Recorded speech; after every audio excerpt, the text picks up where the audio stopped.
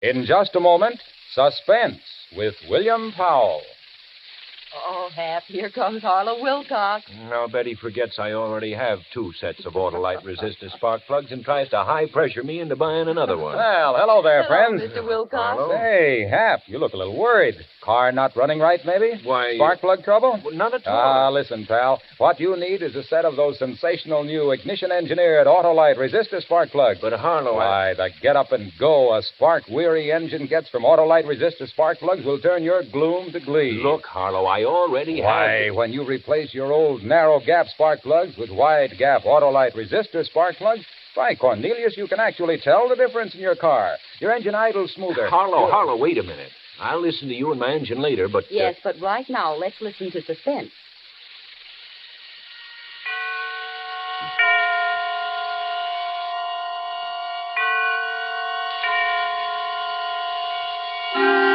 Suspense.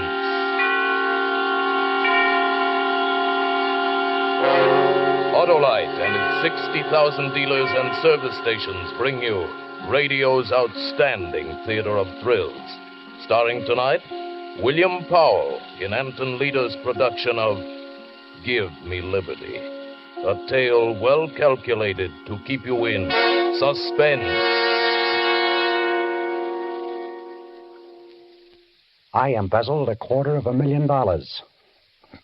I want you to know that needed brains, planning, patience.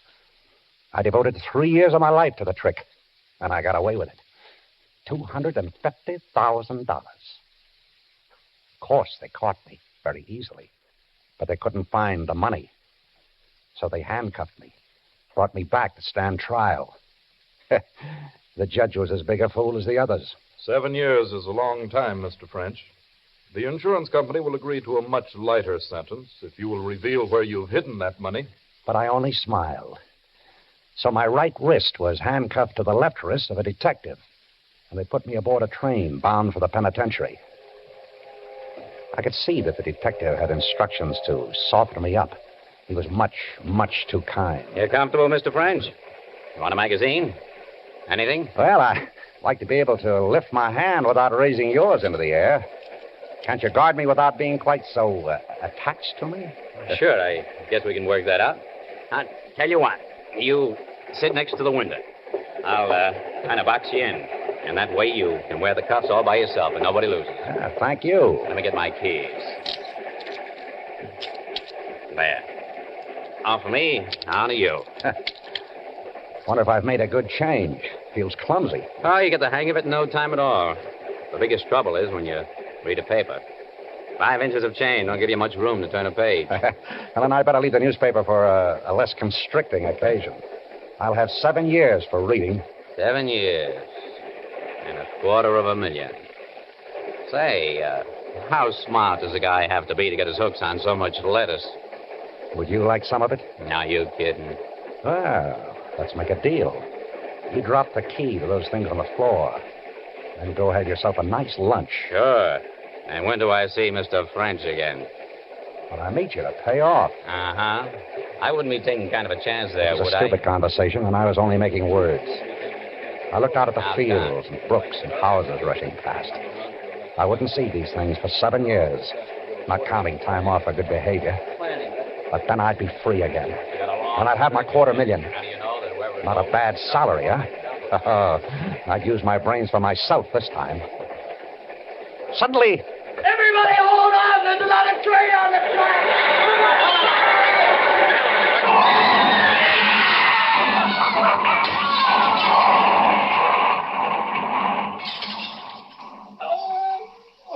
French.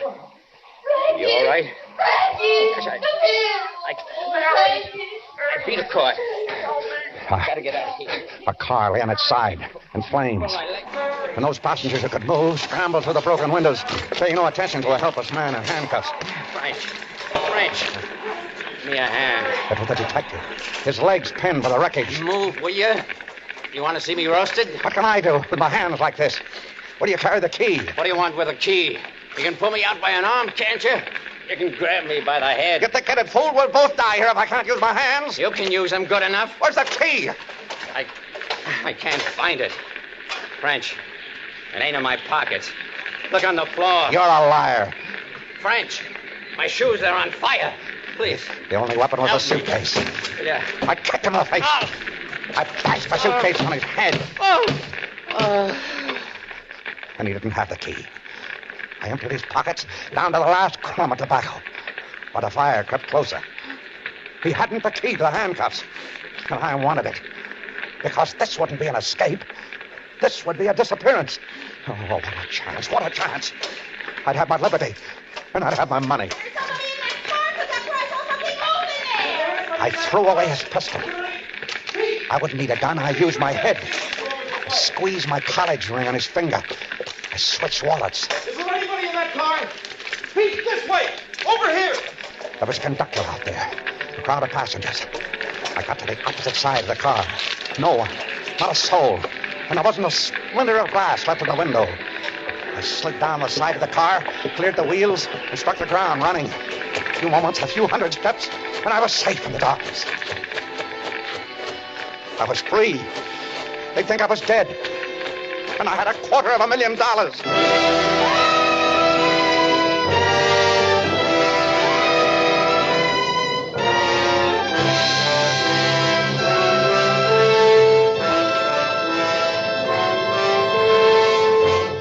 For suspense, Autolite is bringing you William Powell in radio's outstanding theater of thrills, Suspense.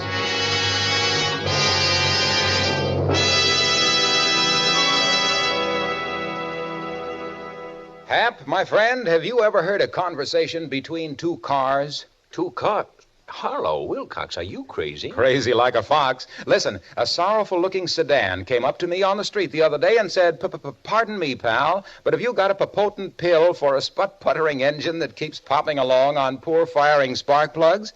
Well, this car had sure come to the right man, old ALRSP Wilcox. ALRSP? ALRSP for Autolite Resistor Spark Plugs, of course. Oh. Well, before I could answer this fumbling four-door, up glides a cute coupe with a mellow murmur and says, "Say, chum, if you want to hum and hustle on the highway, if you want to idle smooth as a satin slipper, if you want better luck with lean gas mixtures, actually save gas, why, switch your narrow gap plugs for a set of those wonderful, sensational wide gap Autolite Resistor Spark Plugs. What's more," continues this chatty convertible, "Autolite Resistor Spark Plugs cut down spark plug interference with radio and television reception. Really, the spark plug of the future. Why, I was talking to a delighted television set Wait yesterday. a minute, Harlow. Now you've got a car talking to a television set. Why, Cornelius Hap, television sets, cars, and everybody are talking about Autolite Resistor Spark Plugs. And no wonder, because new Autolite Resistor Spark Plugs have a 10,000 ohm resistor, ignition engineered right into the spark plug, and a wider spark gap setting that means smoother idling and gas dollars saved. Autolite Resistor Spark Plugs fit any make and size of car, and don't forget, Autolite Resistor Spark Plugs are backed by the reputation of Autolite and the over 400 automotive, marine, and aviation parts made by the Autolite people. Pipe that. Okay, but right now, let's pipe suspense. And now, Autolite brings back to our Hollywood soundstage William Powell as Earl French in Give Me Liberty, a tale well calculated to keep you in suspense.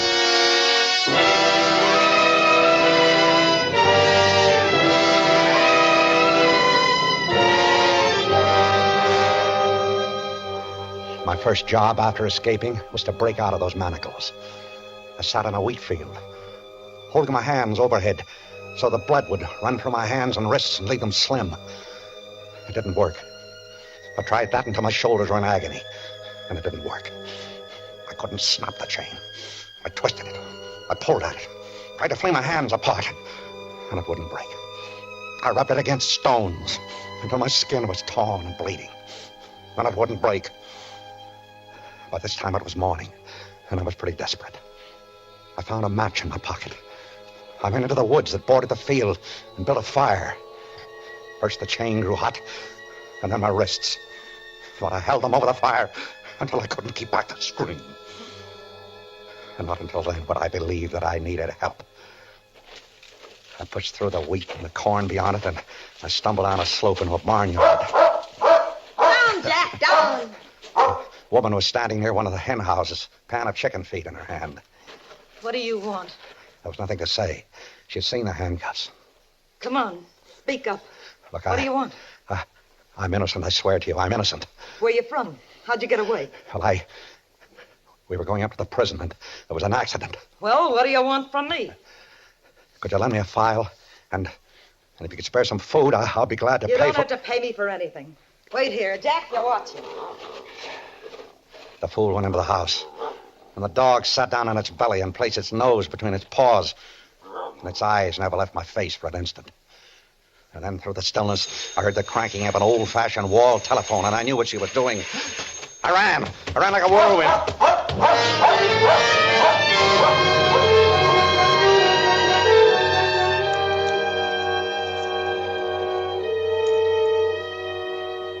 I couldn't get them off. I couldn't get the handcuffs off. I couldn't get anything to eat. I couldn't show myself. Do you know what it means to see food all about you and not be able to buy it? Don't tell me I could have eaten corn and fruit and roots. I can tell you the nature of every dog in that area, and the feel of every barbed wire fence, and the spang and roar of every rifle and shotgun. That was him, Harry. That was him down in the brush. Get around to the other side.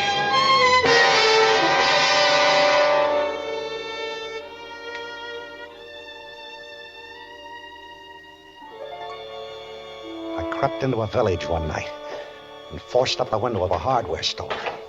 I wanted a file, just a file. Do you know what they carry in hardware stores these days? Glassware, kitchen gadgets, garden tools, seeds, ovens, rat poisons, dressers. And then I moved behind a counter. A hardware store has to have a file somewhere. And my foot struck a wire, stretched across the floor.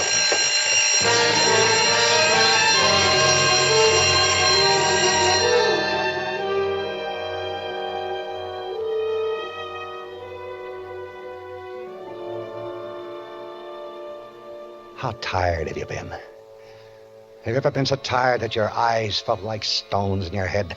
So weary that your jaw hung slack and your tongue seemed thick and heavy in your mouth? There were times when I thought I'd die. And on the evening of the 4th day of my liberty, I crawled quietly to the garbage cans back of a roadside diner and began to paw about for something I could eat. There was a step behind me. I whirled about. It was a boy. We looked at each other for a long moment. He was waiting for me to speak. I said, "Hello, Sonny. Hello. You live in this neighborhood?" Yeah. I don't. I'm traveling. With handcuffs on? Oh, these? Yeah, a friend put them on me for a joke. Say, that gives me an idea, Sonny. Would you do me a big favor? Depends upon how big. Well, big to me, anyway. Sonny, it's worth $10 to be able to have these handcuffs off before my friend shows up. Look, can you get me a file or chop them off with an axe or something like that so I can have a laugh on him? Nope. Look, I'll let you keep them. They're fun. Nope. Oh. Well, then, would you do something else for me? Depends. I'm a little embarrassed about going into the lunch wagon like this. Look, would you step in there and buy a few hamburgers for me? How much? Same $10. For a couple of hamburgers? Why not? Then maybe you'd change your mind about the file. Let's see the money. I got it right here in my pocket, ready to jump into your hand. Hey, there are lots of things that a boy can buy with $10. Ah, there we are. How do I know it's good? Don't you trust me? Drop it on the ground. Drop it? Why? You drop it and back away. Then I'll pick it up. Oh, say, that's very smart. Yeah, how's that? Far enough? I guess. He picked it up and began to walk around the diner. But when he was out of reach, he broke into a run. Pop! There's a convict out back. Pop, a guy with handcuffs on. Pop, and there's convict back of the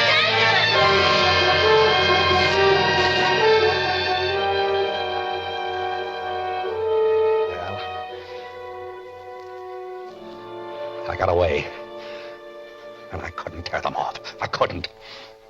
I had $250,000 buried away, and it was worthless to me. Do you know what can be bought with $250,000? Why, a man's soul can be bought for less than $250,000. and I couldn't buy a 10-cent file. I spent that night in a nest of cast-off railway ties attached to a siding. When I opened my eyes in the morning, I had company. There was a hobo sitting on the top of my fortress-like bedroom. A very unusual-looking hobo in blue jeans and a navy coat. She was counting my money, smoothing each bill with loving care. She grinned when she saw I was awake. Good morning, chum. You sleep like an honest man. What's the matter, chum? Never speak till they bring your orange juice? Listen, I'm in trouble. I want you to help me. To get the bracelets off? Yeah. Oh, chum, wouldn't that be kind of silly? I might lose all this hard-earned dough. Look, there's more where that came from. A lot more. I'll make you rich. Yeah, I heard that one before. So long, chum. Listen to me. I got $250,000. Yeah, I get feelings like that, too. Come back, will you? It's true. Don't you read the papers? I'm Earl French. I never heard of you, and where would you get that much dough? Look, go into town and buy one of the newspapers of 6 days ago. That'll tell you. Tell me what? Don't people read anymore? Earl French, the embezzler. I stole $250,000. Uh-huh, and you're wearing those things so you won't pick your own pocket. Don't try to be clever. I died in the train wreck near Scottsville. You're so sure about that, chum. You croaked only a few days ago. No, you fool. They only think I did. Now, you get those newspapers. You come back here with a file and some food. No, don't order me around, chum. If you're a corpse, I won't take it from you. And if you're not a corpse, I'll poke you in the eye. Just play it easy, huh? Yeah, maybe I'll be back. Could happen. I waited for her all through that long, blistering day. Crouching within those four walls of railway ties. I lay there like a trapped animal. And yet I knew she'd be back. She couldn't resist it. Cheap little thing like that. I knew she'd be back. Chum, it seems you were a very important guy in your time. You saw the papers. Yeah, and I got good news for you. Mr. French, you're now burnt to a crisp. That's the way they found you in the train. Recognize me by the ring on my finger? Yeah. Well, you're dead, all right. You and $250,000. Well, we'll come to that later. You get to work with the file. No. You're giving orders again, and I told you I don't like it. Give me that file. It's right here in my jeans. And that's where it stays until you lead me to my share of that dough. Oh, you'll get it. You'll get Chum, listen to Mama. I can pick up 500 fish by turning in an escaped prisoner, or you can dig up that treasure chest and buy this file for half the plunder. It's 400 miles away. That's a fair distance. But I can't ride a train or a bus with these on my wrists. That's okay, chum. We'll walk.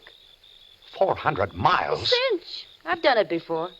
We'll be seen. Not at night. How'll I eat?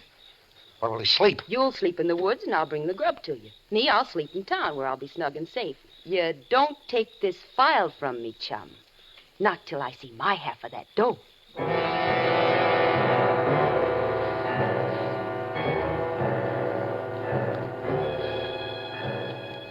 And that's how it was. That same evening, we started a walk. At first, it wasn't so bad. It gave me time to think. And I knew I'd think of something. You know, there's kind of a sneaky look about you. What? You figure that in 400 miles, a lot of things can happen. Oh, no. After all, I want to do what's fair. We'll split. If we don't, I'll split your skull, and don't kid yourself that I won't, little chum. Been waiting a long time for a break like this.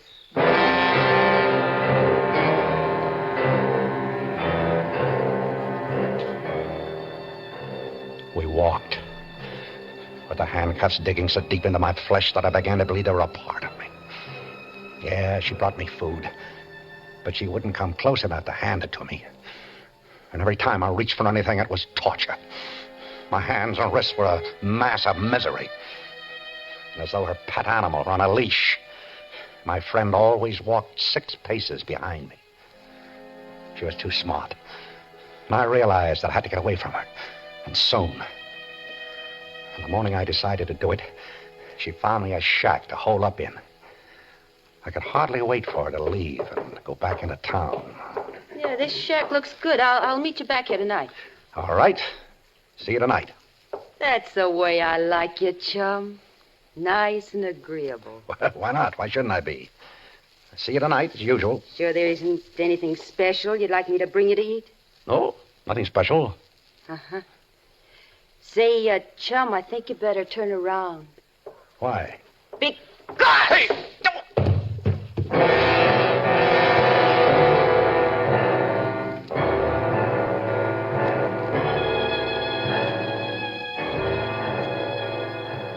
When I awoke, with a dull ache filling my head, I found myself neatly trussed up. I could move a little, but not enough to get free. Talk about female intuition. She'd guessed that I was going to try to get away from her, and she beat me to it. But I didn't give up, though. She'd have to make one mistake. Well, the next night, we'd stop for a rest. Hey, French. Yeah? How can you be sure that dough is still there? It's safe. How do you know? What kind of a place do you hide it in? You'll see. Hey, don't you trust me? Of course.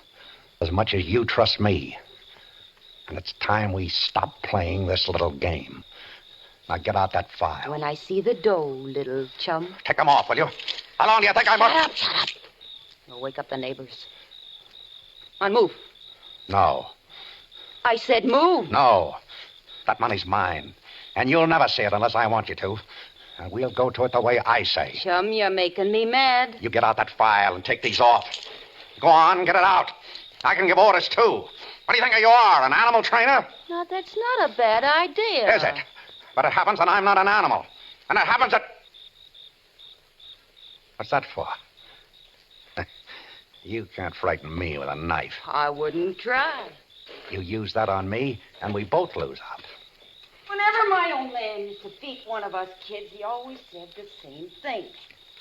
He said, never use a switch thicker in your thumb. Breaks the skin, but no bones. The kid can go on working. A switch?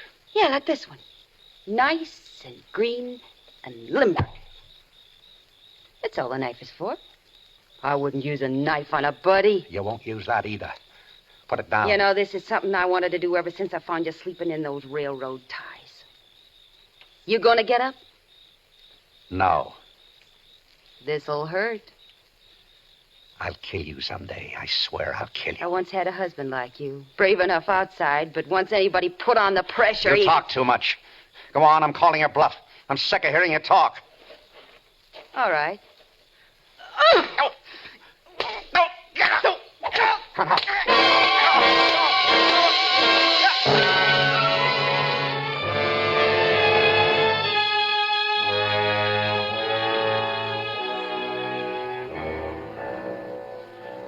We walked. God, how I hated her. And she... Well, she was sure she'd beat me down altogether because she didn't even bother now to taunt me anymore. She was very quiet after that. And a little careless. I stopped now and then, and she'd bump into me in the darkness. But she'd always stop dreaming before I could get my hands on her. Well, all things must end. Our pilgrimage ended one morning when I said... Here it is. What? The money. Where? We're standing over it. You up to some sneaky trick again? We're standing in the middle of a highway. You didn't do any digging here, chum. Look, there's a culvert running under the road here. A 24-inch pipe. Come into the ditch. I'll show you. You didn't stick that dough into the pipe. It must have washed away. It's not in the pipe. It's in a deep crevice between the pipe and the concrete. Pull out some of those stones. You pull them out. What, with these hands? Why, I can't touch anything without screaming. Pull them out. French, so help me if this is a gag. She believed me. She had to. She saw the truth in my eyes. The money was there, my $250,000. She bent over to tug at the stones. She turned her back to me for the first time. And that was it. That was the mistake I was waiting for. I sprang forward and I crushed the handcuff. Down on her head. The back of her neck. Her head. Ah, the pain. The pain of my wrist. Ah, but I didn't care. I didn't care.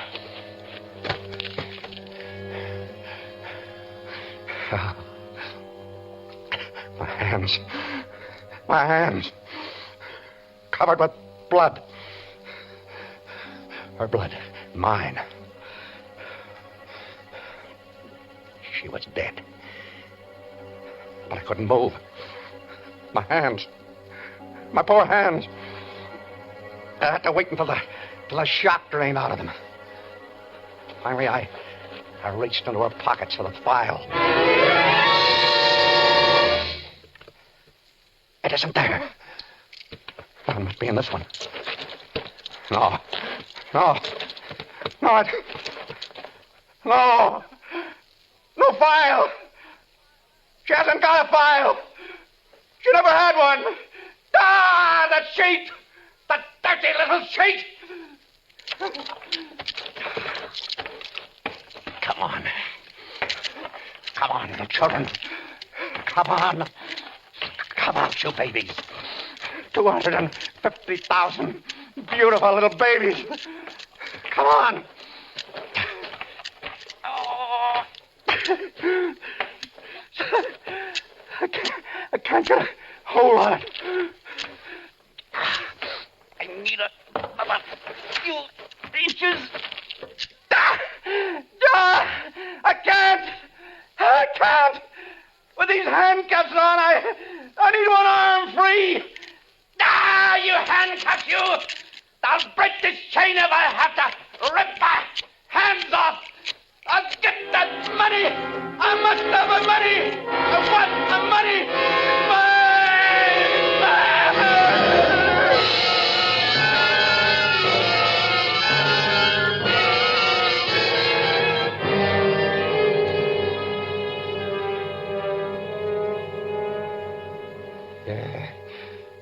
Money. It's my money. That's the way I found him, Chief, sitting in the ditch beside a dead girl and babbling like an idiot.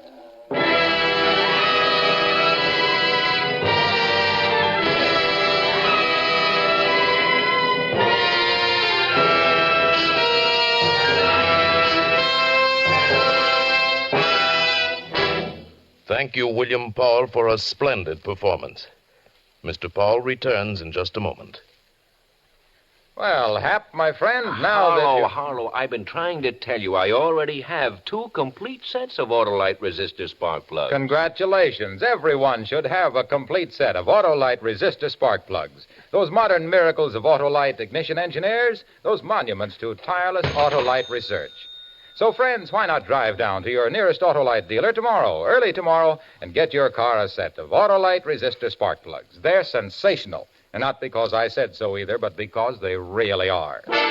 Autolite means spark plug. Ignition engineered resistor spark plug. Autolite means batteries. Stay full battery. Autolite means ignition system. The lifeline of your car.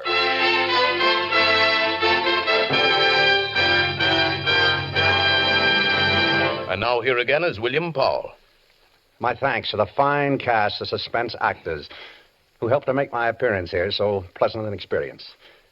I'm a regular listener to radio's outstanding theater thrills, and I'll be tuned in next time to hear John Garfield in Death Sentence, another gripping study in...